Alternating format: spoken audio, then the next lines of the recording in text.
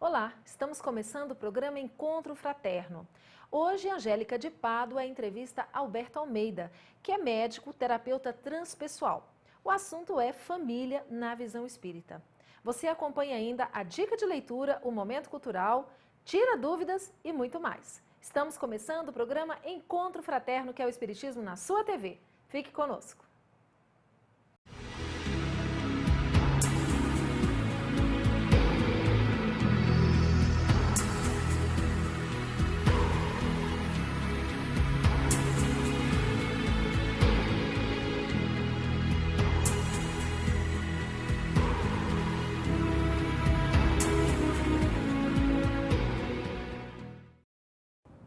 Olá, estamos hoje com Alberto Almeida, que é médico e terapeuta transpessoal.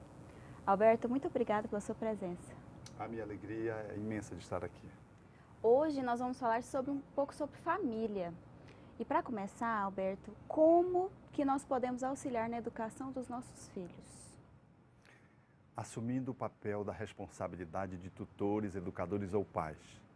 Nessa perspectiva, devemos nos investir de todos os atributos que devem caracterizar essa função para poder desenvolvê-la com eloquência, com sabedoria, superando os próprios limites e entendendo que o processo da educação é sempre um processo de mão dupla, mas sem perder de vista de que estamos na posição daqueles que devemos fazer a modelação do caráter daqueles que estão sob a nossa tutela.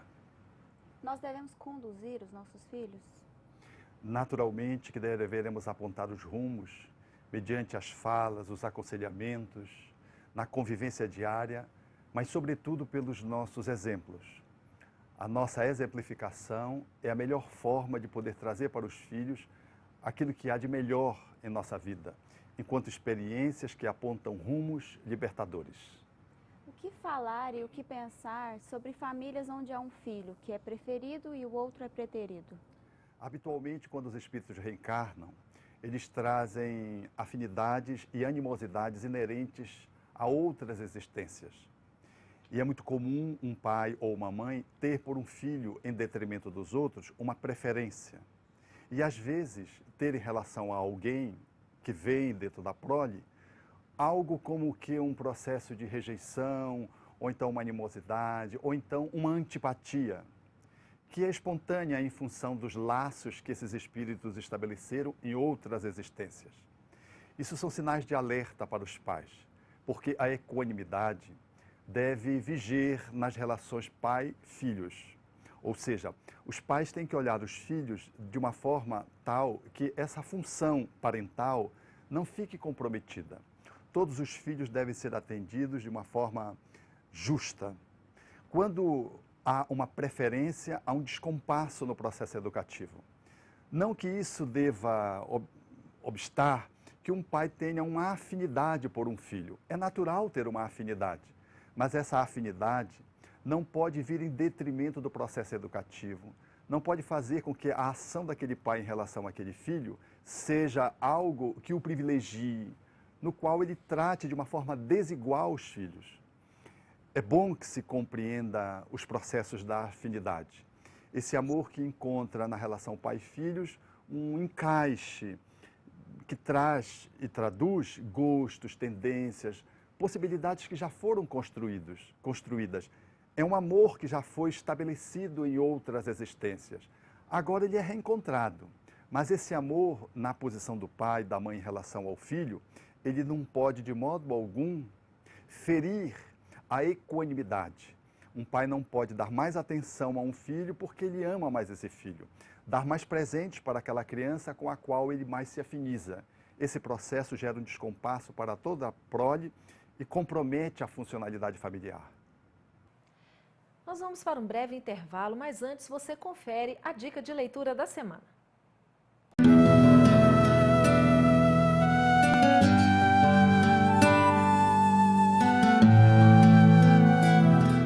A nossa dica de hoje é O Livro dos Espíritos, de Allan Kardec. O livro mais importante da nossa doutrina, pois contém a base, a coluna vertebral da nossa doutrina. Através da leitura dele, nós vamos identificando os aspectos mais importantes esclarecidos pelos espíritos. É importante nós colocarmos que esse livro foi escrito por vários espíritos. Kardec simplesmente organizou perguntas que ele recebera de todos os cantos do mundo naquela época. Até do Brasil seguiram perguntas que foram inseridas nesse trabalho de organização. Ele é importante para nós porque qualquer dúvida que venhamos ter, vamos conseguir ali encontrar as explicações. E é mais importante ainda porque através desse livro abriu-se uma verdadeira porta, uma janela para a compreensão do mundo espiritual, da vida espiritual, como os nossos amigos espirituais agem, como nós nos relacionamos com aqueles que já desencarnaram. Enfim, é um livro que traz para nós conhecimentos seguros a respeito da doutrina espírita. Leiam o Livro dos Espíritos, um dos livros das obras básicas que a nossa doutrina tem por fundamentação. Não deixem de ler.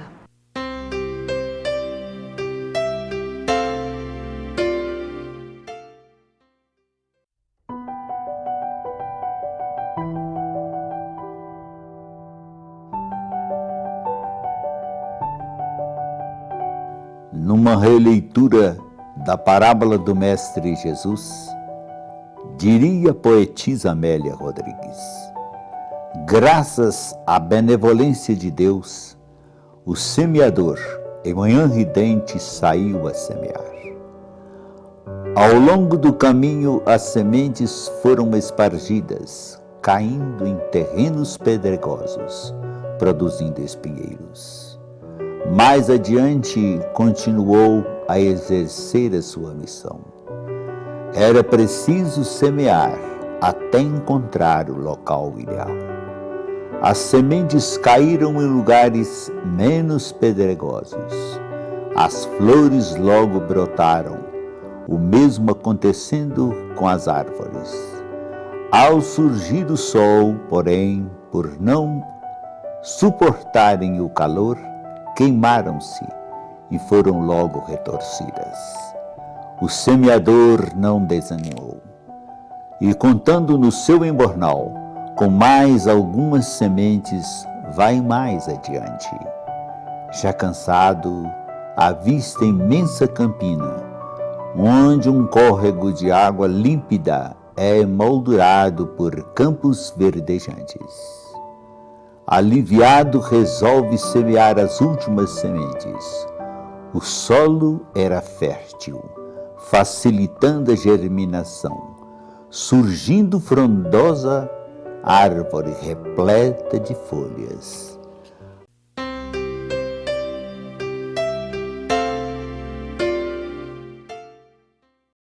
E existe uma hierarquia familiar?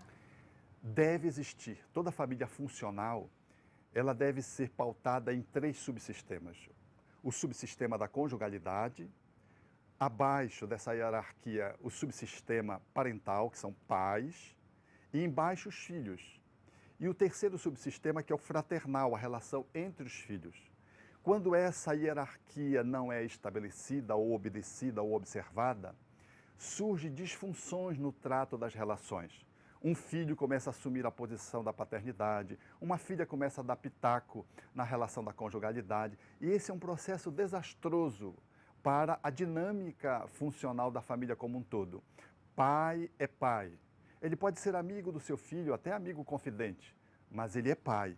Porque o filho tem muitos amigos, mas só tem um pai e uma mãe. E se a mãe abre mão dessa função para dizer, não, eu não sou mãe das minhas filhas, dos meus filhos, eu sou amiga deles, como se isso fosse uma coisa que superasse, ou que desprezasse, ou que excluísse o papel de mãe. Isso é um absurdo. Você que é pai, você que é mãe, deve assumir essa posição, porque pai e mãe são posições, papéis indispensáveis no processo de funcionamento familiar. E esse pai e essa mãe devem deter a autoridade sobre os filhos nessa funcionalidade. Um pai e uma mãe, quando não ocupa esse lugar, ele acaba deixando que um filho, habitualmente o mais velho, assuma essa posição e se coloque disfuncionalmente dentro dessa teia familiar. Bem como no relacionamento da conjugalidade, é de bom tom que o casal não se aconselhe com os filhos, não traga os seus dramas, os seus conflitos, por exemplo, de natureza íntima, sexual, por exemplo, para tratar com os filhos. Problemas que às vezes envolvem a conjugalidade, processos de extraconjugalidade, relacionamentos que tangenciam muitas vezes as famílias, trazendo esse colorido. É desaconselhável o pai transformar o filho confidente, ou a mãe, a filha, ou o filho, falando, portanto, desse conflito que é da esfera conjugal. A esfera conjugal, nesse movimento de hierarquia familiar, ela deve estar protegida para que essa dinâmica não contamine a relação de parentalidade. Quando um filho se sente no dever de defender a mãe junto ao pai, por exemplo, por conta de uma relação de extraconjugalidade, ele saiu da posição de filho para a posição de advogado da mãe. Isso é muito ruim, porque a posição do pai, por exemplo, que opera um deslize de uma extraconjugalidade, não deve comprometer tão gravemente a relação de parentalidade de pai e filho. E a mãe não pode contaminar isso, dizer, olha, o seu pai não presta porque ele está fazendo isso comigo na conjugalidade. Então, isso é perturbador. Então, cônjuges devem se proteger enquanto subsistema, pais e filhos no processo hierárquico de funcionalidade, assegurando os papéis e as funções do pai e da mãe na educação dos filhos, e os filhos entre si experimentando o exercício da fraternidade, com que desenvolveram competências, habilidades para viver no mundo social, na sociedade em geral. E essa hierarquia ela deve se manter mesmo quando as famílias são um pouco diferentes das tradicionais, como quando tem só uma mãe, ou só um pai, ou os avós estão nessa posição de pais? Sim, as famílias monoparentais, onde há uma mãe enviuvou ou separou, por exemplo, se ela separa, fica uma família monoparental porque as crianças às vezes estão convivendo com a mãe e o pai está no outro estado. Mas ainda assim o pai está presente e ele deve participar, tanto quanto possível, mais frequentemente possível e mais intensamente possível. Porque a separação da conjugalidade não deve fragmentar e fraturar a relação de pais e filhos. Mas existem situações de monoparentalidade.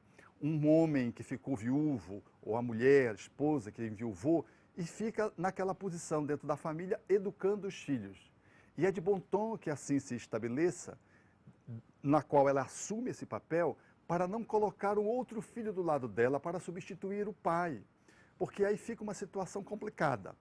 É evidente que há situações onde uma circunstância imprevista leva um filho a assumir o papel de pai e mãe. Às vezes desencarnam os pais num acidente de carro. E o filho mais velho assume a posição daquilo que nós chamamos em família de o filho parental. Ele assume, reencarnatoriamente, ele é colocado naquela posição e ele vai educar os 3, 4 outros irmãos que estão na prole. Essa circunstância, ela está apropriada porque os pais estão ausentes e não podem ocupar aquele papel. E ele vem reencarnatoriamente colocado naquele lugar para poder desenvolver aquela missão de filho parental, às vezes comprometendo grandemente a sua composição de família pessoal, do replicamento da família, ou seja, numa conjugação, às vezes ele nem se conjuga para cuidar dos filhos que são deles, mas que eram dos seus pais, porque eram seus irmãos. Ele assume essa posição e nessa circunstância está adequada. Nós vamos parar novamente para um breve intervalo. E você aproveita para conferir qual foi a dúvida da semana com Euzi e Euzita. Voltamos já já.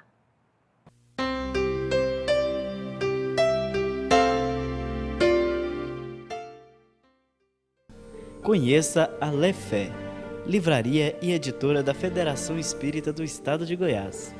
Menores preços, obras selecionadas, conforto e garantia. Facilidade no pagamento, entrega a domicílio. Venha tomar um cafezinho com a gente.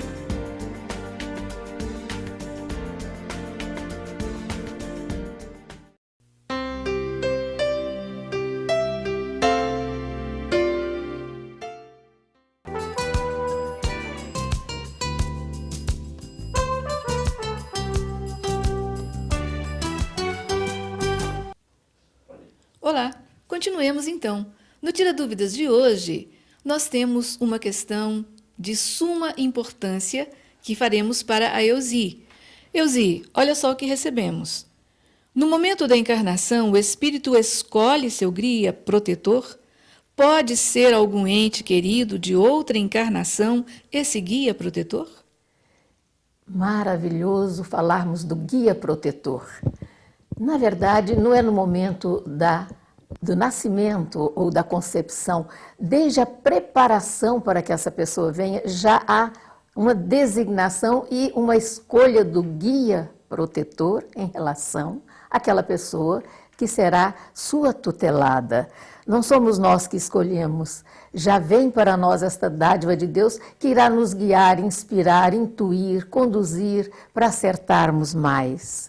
Na verdade, nós também podemos contar com a presença, a ajuda,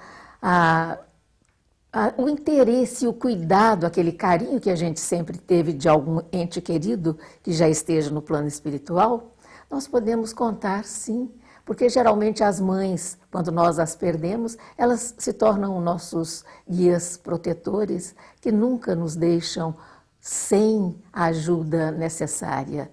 Então, somos escolhidos, temos quem nos conduza, façamos da nossa parte.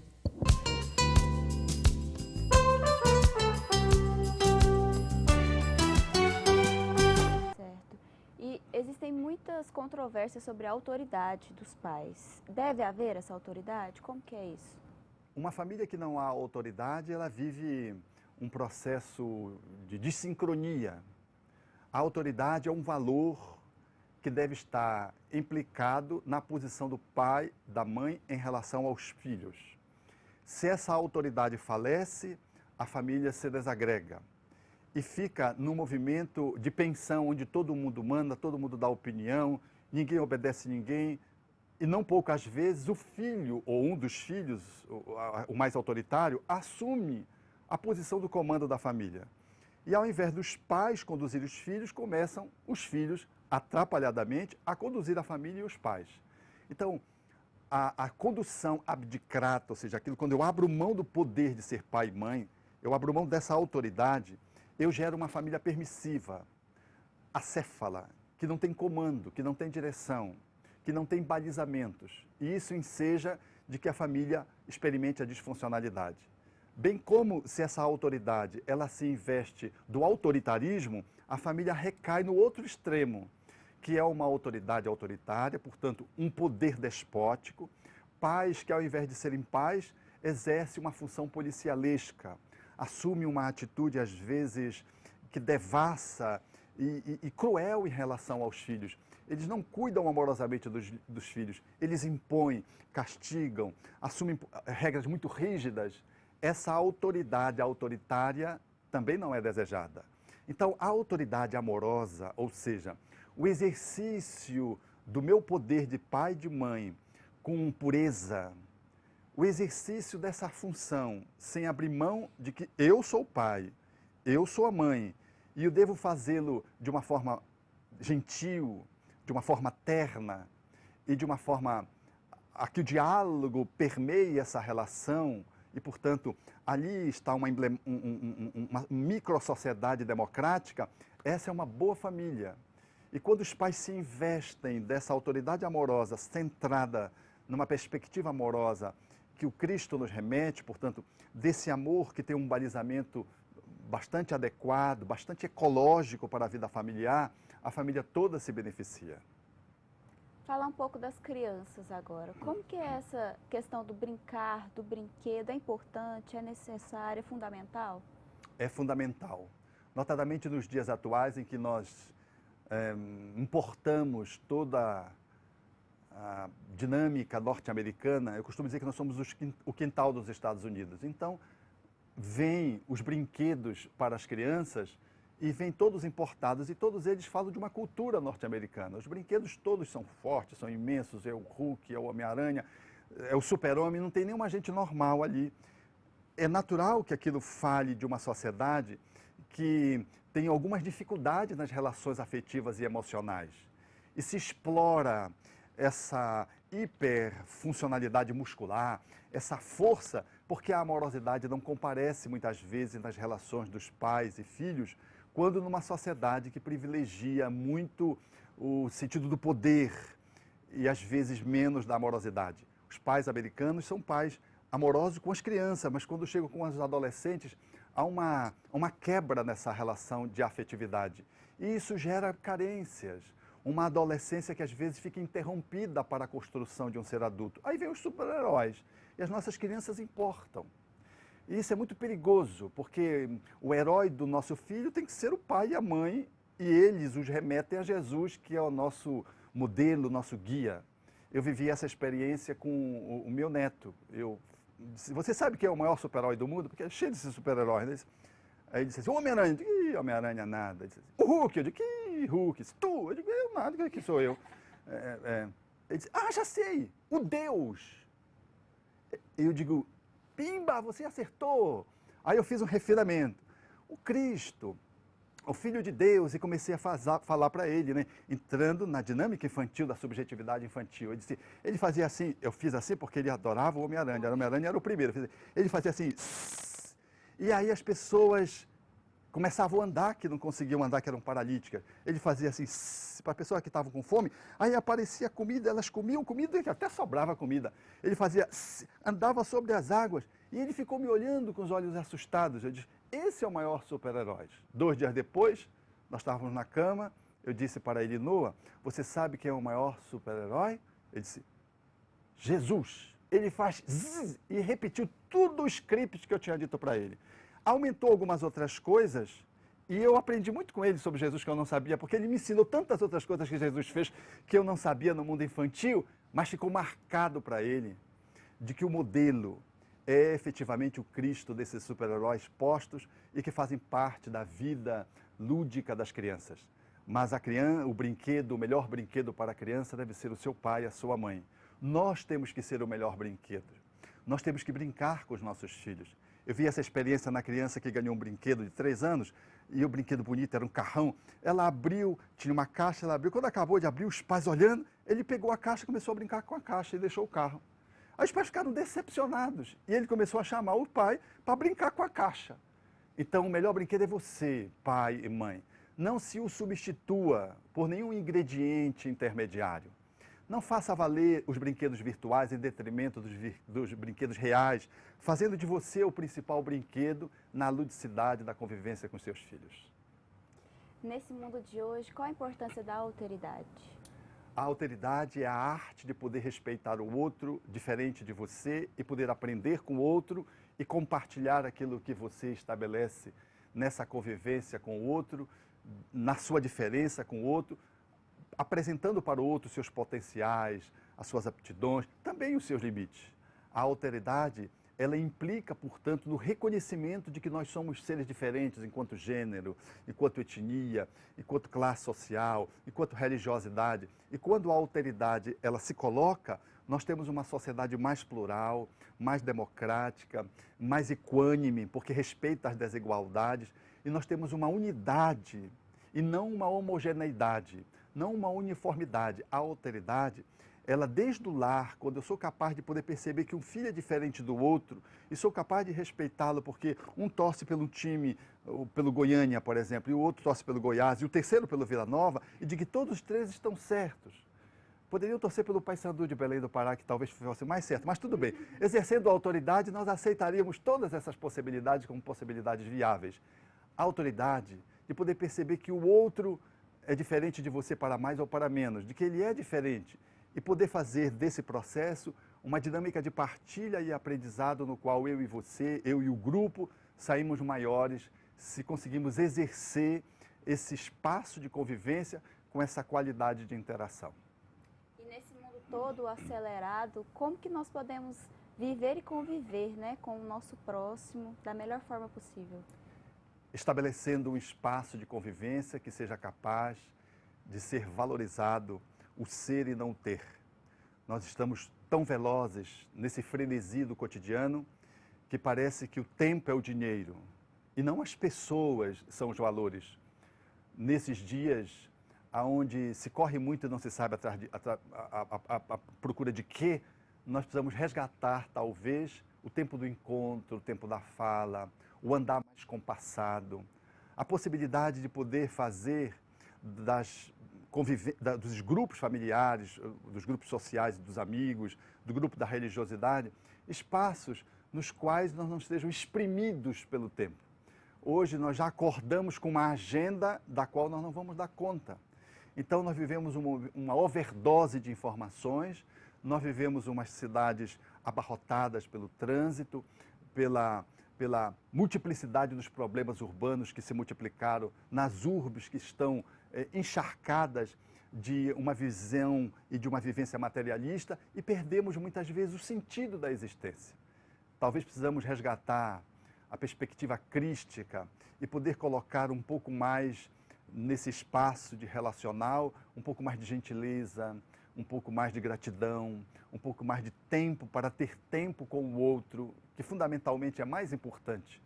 Nós, às vezes, queremos dar conta de uma agenda tão lotada e quando chega no final, até quando se dá conta, a gente vê que a qualidade foi péssima. Então, nós vivemos uma qualidade de vida que, às vezes, compromete a nossa saúde, interfere naquilo que é fundamental, que é na nossa rigidez emocional, e não temos tempo para espiritualidade, não temos tempo para orar, para meditar, para nos recolher. Falta-nos tempo para tudo. Talvez essa sociedade desses dias precise fazer um pause, uma parada, para que possamos rediscutir o sentido existencial.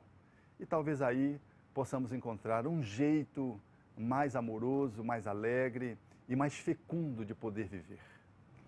Alberto, infelizmente nosso programa chegou ao fim, mas foi excelente seus esclarecimentos sobre a família de hoje. Muito obrigada. Um abraço carinhoso a todos. O nosso programa está chegando ao fim.